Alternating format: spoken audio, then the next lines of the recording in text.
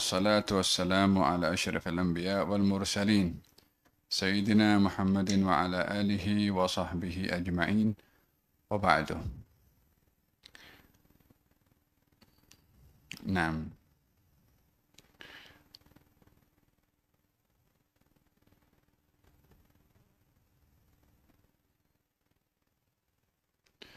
Pelajar madrasah tazkiyah ada kan?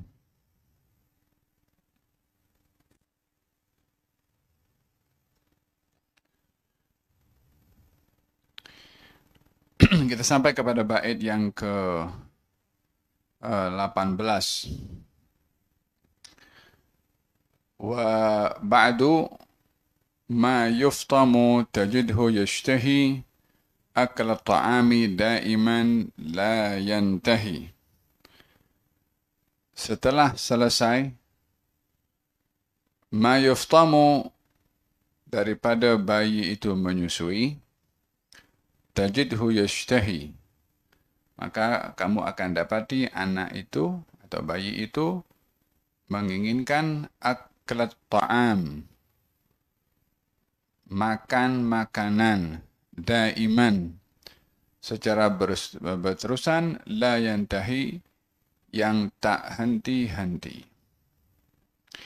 Yu'allimuhul akla bil yamini, hendaklah orang tua mengajarkan anak itu makan dengan tangan kanan. Wal basmalati hatman bikulli hini, dan menyebut basmalah atau membaca bismillahirrahmanirrahim hatman adalah satu kemestian bikulli hini, pada setiap saat.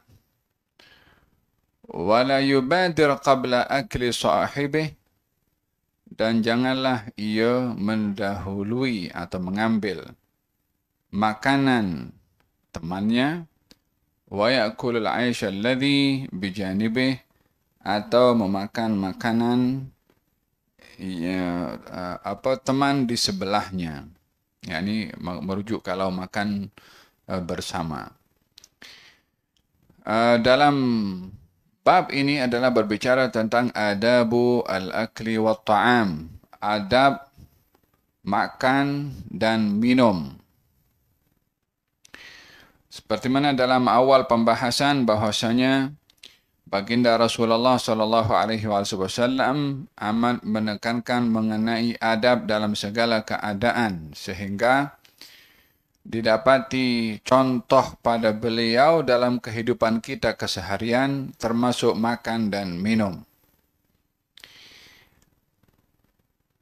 Untuk mendidik anak-anak mengetahui adab-adab makan dan minum, daripada kecil lagi mereka diberi perhatian dan juga diajarkan adab-adab tersebut, dan tidak menunggu bila sudah dewasa baru diberitahu, dan tidak menunggu di sekolah baru diajar. Akan tetapi di rumah pun sudah diberi perhatian oleh ibu bapa, mengajar anak-anaknya hal-hal yang simpel, hal-hal yang sederhana, termasuk adab makan dan minum. Di dalam Al-Quranul Karim, Allah Subhanahu wa Ta'ala menjelaskan juga tentang makan dan minum, sehingga daripada ayat-ayat itu kita dapat mengambil pengajaran betapa Al-Quran ini mengambil berat tentang adab, sehingga kepada hal makan dan minum pun juga diajarkan oleh Allah Subhanahu wa Ta'ala di dalam Al-Quranul Karim, sehingga masalah makan pun ada dalam Quran. Allah berfirman, kulu minat tayyibati wa'malu salihah. Makanlah kamu makanan-makanan yang baik dan halal, dan beramallah kamu dengan amal yang baik. Maka pada ayat ini seseorang memahami bahawa ketika ia makan,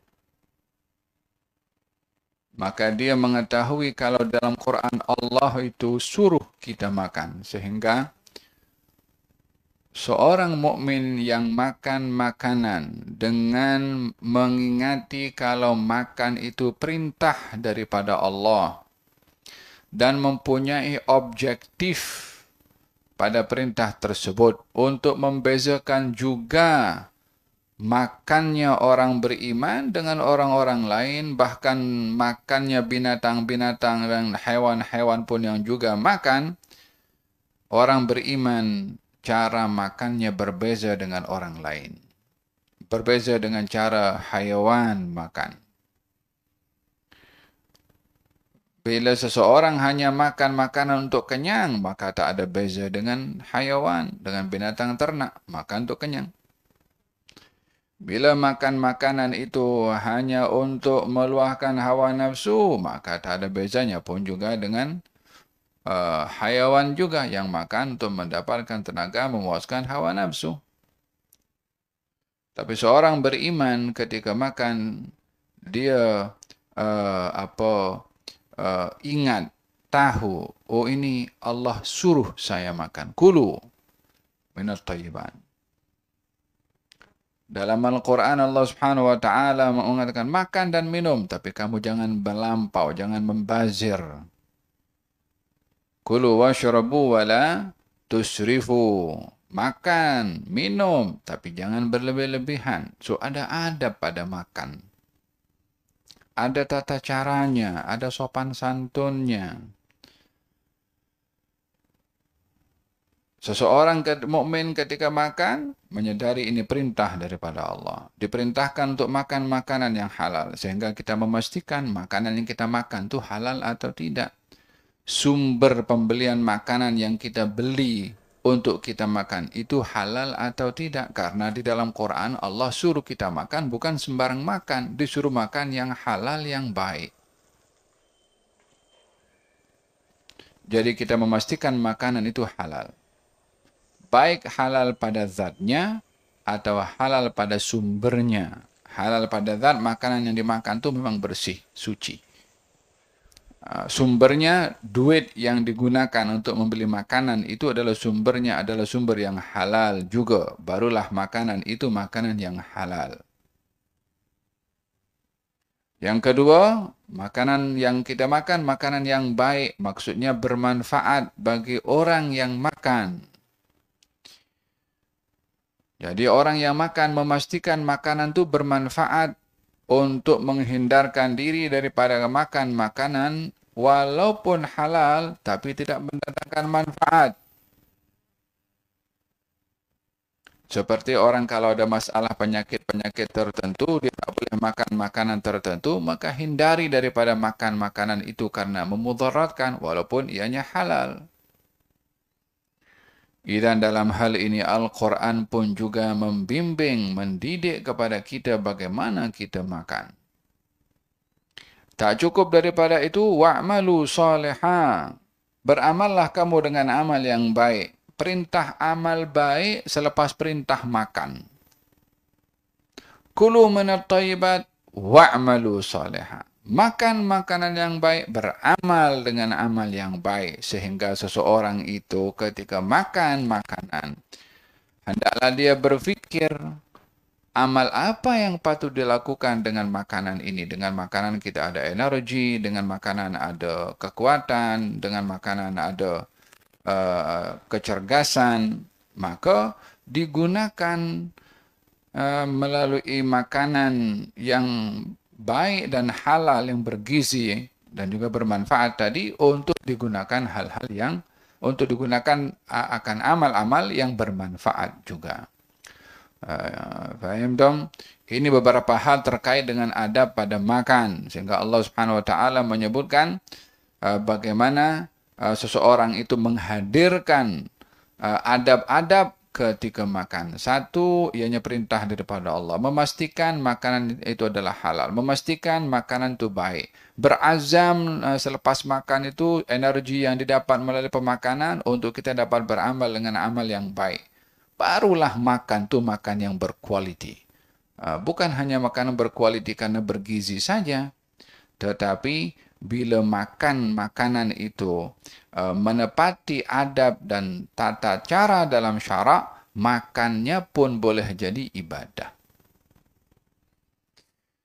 Wa ba'du ma yuftamu tajidhu yashtahi. Katanya, setelah anak atau bayi itu selesai menyusu, maka kamu akan dapati bayi itu selalu suka makan. Ya, ini kalau sudah awalnya susu saja, kalau dah ditutup, berhenti minum susu ibu, maka dia akan makan makanan. Yang biskut ke, yang tembikai ke, yang bubur ke, yang macam-macam. Dan bayi itu kasih apa saja dihidangkan, dia makan juga. Kadang-kadang yang bukan makanan pun dia tidak makan juga. Ya kan, kalau kita tengok anak kecil kan, dia jumpa benda kecil apa sih yang boleh dimasukkan ke mulutnya. Kadang-kadang benda itu berbahaya karena dia tak tahu, dia masukkan dalam mulutnya. Pasal apa? Selepas menyusu itu dia suka makan. Maka dalam hal ini orang tua hendaklah memerhatikan kepada anaknya. Ketika sudah mula selesai daripada disusui, ketika anak mula suka pada makan, hendaklah orang tua itu mendidik, memantau, mengajarkan kepada anak-anak adab-adab makan. Hal di antaranya adalah al-akla bil yamin, makan dengan tangan kanan. Dalam hadis yang diriwayatkan oleh Imam Al-Bukhari dan juga Imam Muslim, katanya seorang bernama Amr bin Abi Salamah. Amr bin Abi Salamah. Dia mengatakan, "Kuntu ghulaman fi hujri Rasulullah sallallahu alaihi wasallam." Saya masih kecil berada dalam pangkuan atau di atas pangkuan baginda Rasulullah sallallahu alaihi wasallam. Ini sahabat menceritakan tentang dirinya di masa kecil. Fakanat yadi tatishu fi suhfa, dan tangan saya itu saya hulurkan ke pinggan atau dulang yang di situ ada makanan. Yakni tangannya itu ambil makanan sini, ambil makanan sana, ambil makanan sini. Budak kecil kadang-kadang budak kecil ini ambil satu pisang, dimakan sikit, dia letak, diambil yang lain. Ya kan? Atau makan tembikai, makan baru sikit, dia letak, diambil yang lain. Jadi tak teratur cara makan itu. Amr bin Abi Salamah makan macam tu, ambil sini, ambil sana, ambil situ. Maka baginda Rasulullah mengatakan, "Ya ghulam, wahai budak kecil, sammillah ta'ala, baca bismillah kalau makan, wa kul biyaminik, makan dengan tangan kanan, jangan dengan tangan kiri, jangan tangan dua-dua. Wa kul mimma yalik, dan makan makanan yang dekat dengan kamu." Ini budak kecil tu diajarkan oleh Nabi untuk baca bismillah ketika makan, makan dengan tangan kanan, dan juga makan makanan berhampiran dengannya. Justru daripada kecil tu kita perlu untuk ajarkan anak-anak. Paling tidak, walaupun anak itu belum melakukannya 100%, kita sudah beritahu. Makan dengan tangan kanan, baca bismillah. Pandu untuk anak itu membaca bismillah. Faham tak? Ada adab yang perlu diajarkan kepada anak-anak pada makan. Ada beberapa hal yang terkait dengan adab-adab makan juga yang disebutkan dalam beberapa hadis juga, atau beberapa kata-kata dan nasihat para ulama. Di antaranya adalah seorang itu ketika makan, dalam kitab, nama kitabnya Ad-Dakhair Al-Qudsiyah fi Ziyarah Khairil Bariyah sallallahu alaihi wasallam, ada disebutkan di situ tambahan adab-adab makan. Di antaranya ghaslul yadain, membasuh kedua tangan. Ya, kadang-kadang orang cuci tangan satu tangan, kalau baik kalau cuci dua tangan.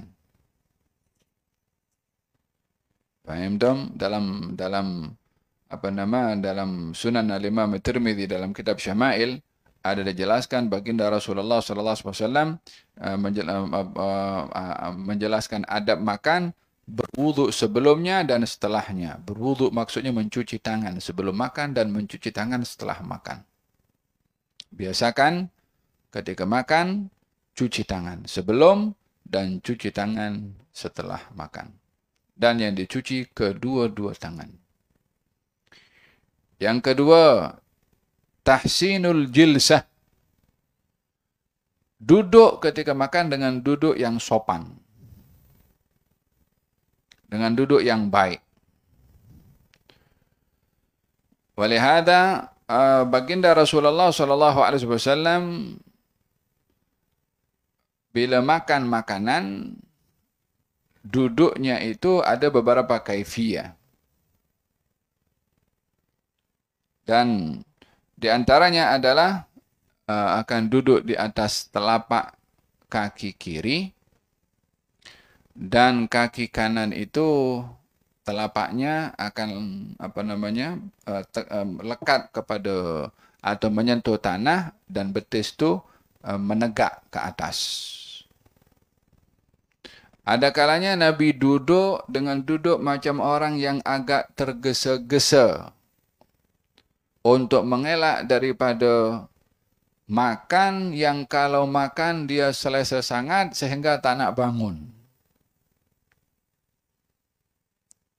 Walihada mengelak daripada makan macam makan secara bersila. Bukan tak boleh, tapi duduk itu akan membuat orang makan duduknya lama. Pasal dah terlalu selesa duduknya. Tahsinul jilsah. Elakkan daripada duduk yang yang tidak sempurna atau duduk yang menyebabkan dia terlalu selesa dan duduknya itu lama untuk makan. Wal aklu bil yamin, makan dengan tangan kanan sebagaimana tadi katakan, wa tasghirul luqmah. Wa tasghiru al-luqmah, yakni mengecilkan suapan. Yakni kalau kita makan ini kita ada jari-jari ini kan. Orang kadang makan kan dia ambil macam ni. Sebanyak telapak tangan ni masuk semua dalam la haula wala quwwata illa billahil aliyil azim. Jangan seperti itu makan macam gelojoh makan macam tu. Gal fil hadis baginda Rasulullah kalau makan dengan 3 jari. Dengan 3 jari macam ni. Untuk apa? 3 jari ini kiasan 3 jari ini kiasan suapan yang masuk ke mulut Nabi itu suapan-suapan kecil. Suapan kecil memudahkan gigi atau mulut untuk mengunyah.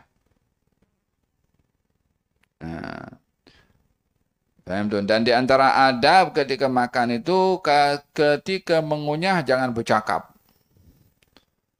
Kalau orang mengunyah makan bercakap, sudahlah itu kalimat yang keluar tak clear, tak manis buat pula pandangan depan orang bercakap sambil mengunyah, tak sopan.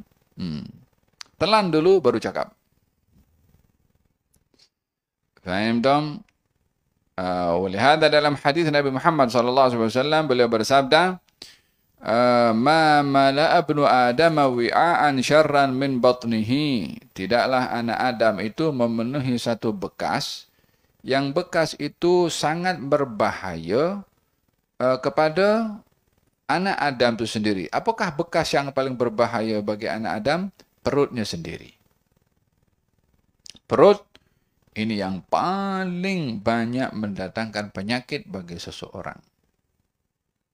Bukan pasal perutnya, pasal yang masuk dalam perut. Lagi kita Ramadan ini kan, petang-petang, pisang goreng, karepap, sambusa, kerupuk lekor, apa lagi? Kopi, teh, sirap, korma, air. La haula wala quwwata illa billah. Ini baru buka puasa dan macam tu, belum lagi lepas nanti. Belum lagi nasi ayam, belum kari, belum lagi sayur. La haula wala quwwata illa billah. Masuk dalam perut semua tu.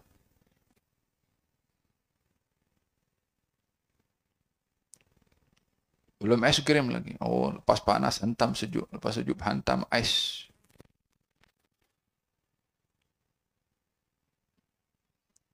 Faham dong?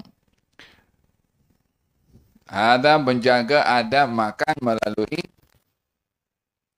jenis-jenis makanan yang kita makan. Faham dong? Tasghirul luqmah, ya kata baginda Rasulullah, cukup bagi anak Adam itu yakfin lil bani Adam luqaimat yuqimna sulbahu. Cukup bagi anak Adam itu suapan-suapan kecil yang boleh masuk ke dalam perutnya. Ya, ini suapan-suapan kecil simbolik bahwa kalau makan itu yang disuap yang kecil, yang sedikit, yang supaya mulut mudah untuk mengunyah. Nah, di antara adab makan adalah alla ya'iba ma'kulan, tidak menghina makanan. Di antara sifat Nabi tidak puji makanan, tidak hina makanan. Faham tak? Kalau ada makanan sedap, Nabi makan. Ada makanan tak sedap, Nabi tak makan. Tanpa mengaibkan. Faham tak? Ada adab pada makanan. Allah ya'iba ma'kulan, tidak mengaibkan. Tidak mengatakan, apa Ustaz sedaplah makanan ini rasanya ini apa ni? Suka, makan. Tak suka, jangan makan. Kalau pada makan tu kurang garam, mari garam. Macam tu. Tidak mengaibkan kepada makan. Apa sebabnya? Sebab itu rezeki dari Allah Subhanahu wa taala. Tak manis kita merendahkan atau mengaibkan pemberian daripada Allah Subhanahu wa taala. Wa an la yabtadi'a bit-ta'ami wa ma'ahu man yastahiqqu at-taqdim. Adab ketika makan juga hendaklah tidak mendahului orang lain untuk makan yang orang tu lebih layak mendahului memulai makan. Yani kalau makan bersama dengan orang tua atau makan dengan orang yang lebih dewasa, yang lebih senior, makan dengan gurunya, pastikan dulu yang lebih layak memulai makan makanan, barulah yang lain boleh follow. Makan dengan orang tua, jangan anak dulu ambil. Faham tak? Kadang-kadang kan orang makan ini, dia dah tengok itu ayam goreng tu kan, ini kalau bukan aku dulu ambil ni, nanti orang lain ambil. Dia pun tak peduli juga orang tuanya ke, tak kisah. Penting dia ambil dulu. Mukhalifil adab. Tak menepati dengan adab. Ketika makan makanan yang lebih tua, dahulu memulainya. Kalau dalam hadis baginda Rasulullah SAW bila makan bersama dengan para sahabat, maka mereka tidak memulai makanan sebelum Nabi mula. Kalau Nabi sudah menghulurkan tangannya, baru yang lain follow untuk memulai makan. Taib. Naam. Dan ini bahagian daripada hormat ya dengan orang tua. Kalau buka puasa, tunggu orang tua dulu mula. Nah. Tayyib. Wa alla yanfukha fi at-ta'ami al-har, tidak meniup makan makanan yang panas. Kalau lagi panas, jangan ditiup. Lalu bagaimana? Dimakan dalam keadaan panas ke? Tak boleh juga. Makan makanan panas akan memudaratkan kepada orang yang makan. Sudah mulut terasa panas, mungkin makanan masuk ke dalam pun panas. Fil hadis abridu ta'amakum. Sejukkanlah makanan kamu. Maksud sejuk tu bukan sejuk sejuk sampai masuk peti ais atau sejuk sangat, tidak. Maksudnya mengelak daripada makan makanan yang panas. Bila makanan itu panas, tunggu sampai dia sejuk, artinya boleh untuk dimakan. Mengelak daripada makan makanan yang sedang panas. Wa an yukrimal khubza fala yadha alaihi qas'at at-ta'am. Hendaklah orang itu kalau makan makanan dan ada roti itu hendaklah diberi perhatian. Maksudnya apa? Kadang-kadang orang letakkan kalau roti kan, kalau roti di Arab itu agak besar sedikit. Jangan dijadikan roti ini macam alas, sehingga roti yang besar diletakkan, di atasnya diletakkan mangkok ke, diletakkan full ke, jangan diletak di atas roti. Biarkan asing.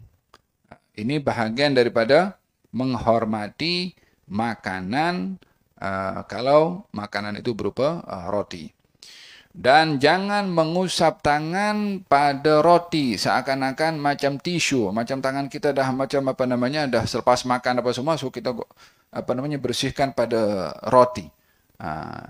Tidak menepati adab pada makanan.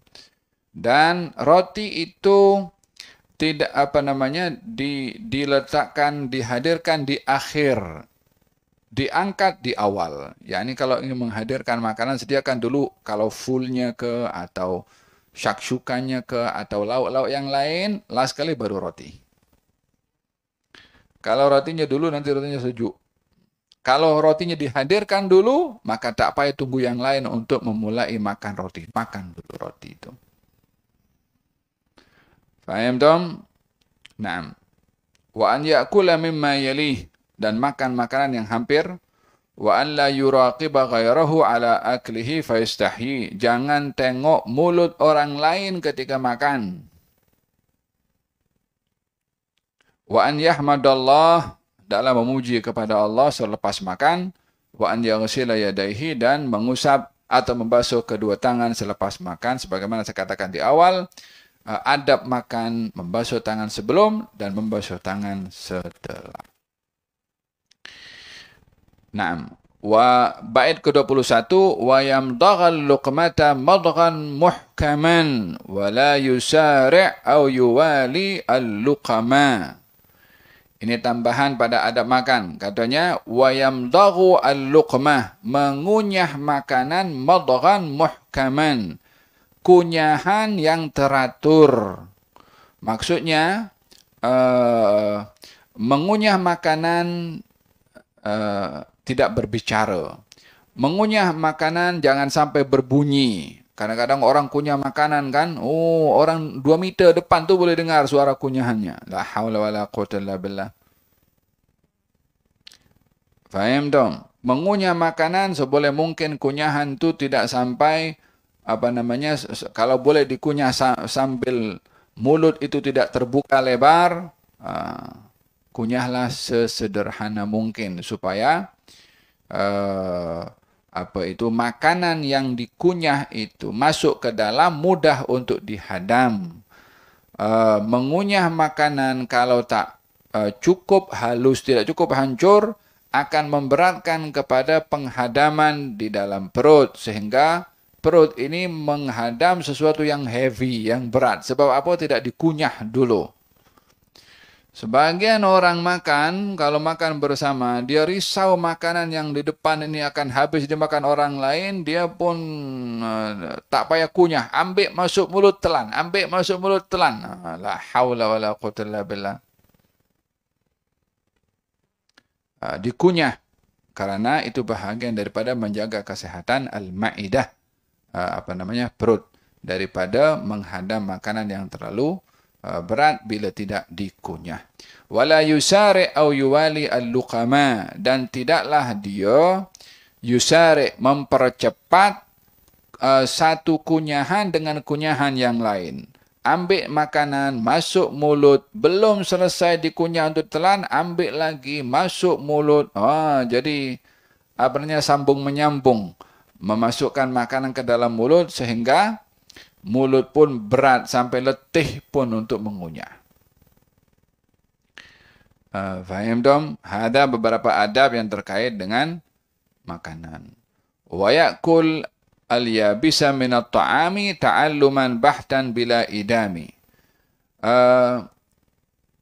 Membiasakan anak itu makan makanan yang kurang sedap. Makanan tak berlauk. Agar supaya anak tidak manja dengan makan makanan yang sedap, nanti susah untuk makan kalau tak ada makanan yang sedap. Mungkin karena dalam keadaan darurat, dalam keadaan emergensi. Faham dong? Tetapi kalau dia terbiasa dengan makan makanan yang hanya roti sahaja atau nasi putih sahaja, maka dalam kondisi apapun juga dia boleh hidup. Dia boleh selesai, dia boleh makan makanan apapun juga. Tapi kalau dia terbiasa, hari ini ayam goreng, esok ayam rebus, lusa ayam kicap, 3 hari berikutnya daging lembu, 4 hari apa itu? Wagyu. Wala daging kambing. Bila nak makan makanan yang kita boleh makan, tak payah daging, tak payah ayam, nasi putih saja. Boleh tidak kita makan? Atau roti, tak payah, tak ada lauk, tak ada full, tak ada roti. Roti macam tu saja dimakan. Kata penulis di sini, biasakan anak itu makan makanan seperti itu bukan tak nak bagi makanan sedap, untuk terbiasa dengan makanan seperti itu sehingga nafsunya itu tak terbiasa dengan yang sedap saja sehingga dia tak nak makan kalau tak sedap. Faham tak? Oleh sebab itu yang berada di madrasah ini rata-rata biasanya orang, makanan madrasah tak sedap. Kalau di Indonesia atau di mana ada beberapa tempat makanannya itu banyak dengan tempe. Ya kan? Ya, itu bukan semata-mata untuk tidak memberi makanan yang sedap kepada student, tapi untuk melatih kepada student itu dalam makan makanan yang paling sederhana sehingga apa saja dihidang dia boleh makan. Ada filosofinya. Fahimtum? Wa yakul al-yabisa min at-ta'ami ta'alluman. Dan anak itu dibiasakan makan makanan yang kering ta'alluman, untuk mengajar kepada mereka, mendidik kepada mereka. Terbiasa dengan makan makanan tanpa apapun lauk, bila idabah dan bila idami, yakni supaya dia boleh makan apapun walaupun tanpa berlauk. Dengan begitu dia boleh hidup. Coba kalau orang terbiasa makan makanan sedap saja di rumahnya, lepas itu pergi masuk madrasah. Di madrasah makanannya hanya biasa saja dengan telur ke. Akhirnya dia tak sanggup duduk di madrasah. Apa masalahnya? Bukan masalah guru atau silibusnya, masalah makanannya. Apa sebabnya? Terbiasa dengan makan makanan yang sedap dan tak terbiasa dengan makan makanan yang sederhana. Faham dong? Ada hikmah kenapa di sini dibiasakan anak-anak diajarkan makan makanan yang sederhana. Wa fil hadis yang kata ikhshaw sinu fa inna an-ni'ama la tadum, dalam saya ingat dalam kata-kata Sayyidina Ali, ikhshaw sinu fa inna an-ni'mata la tadum. Hiduplah kamu terbiasa dengan yang sukar dan susah, karena nikmat itu tidak kekal. Yani orang itu tak selalu hidupnya senang saja. Faham tu? Berhadapan dengan kesusahan. Berapa banyak yang berlaku dalam beberapa waktu yang lalu, orang yang terbiasa hidup senang, ketika berlaku COVID, dia tertekan, tak boleh buat apa, dia gantung diri. La haula wa la quwwata illa billah. فهمتم؟ اخشوا شنو فإن النعمة لا تدوم حينا فحينا في العشاء والغداء كي لا يرى الإدامة حتما أبدا. Yani sesaat demi sesaat. Yani bukan seterusnya diberi makanan kering saja, makanannya tak sedap saja. Tak, sekali-sekala. Sehingga makanan sedap dia boleh makan, makanan pun sederhana tak ada lauk dia pun juga boleh makan. Hinan fahinan, baik sesaat demi sesaat, baik itu pada makan malam atau makan siang, kaila yaral idama hatman abada, pada kedua-duanya itu tidak nampak ada lauk. Sekali-kali coba makan makanan tanpa ada lauk, coba rasa. Makan nasi putih saja atau nasi kicap. Faham tu?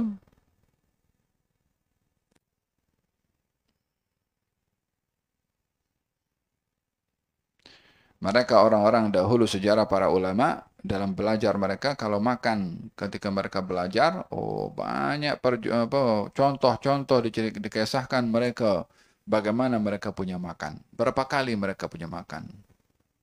Kalau kita sekarang ini kan makan pagi, makan setengah pagi, sebelum makan siang tuh udah ada sedikit-sedikit biskut ke, belum makan siang, belum minum petang, ya kan, belum makan malam, belum makan tengah malam. Ada saja, walaupun sedikit-sedikit tapi banyak.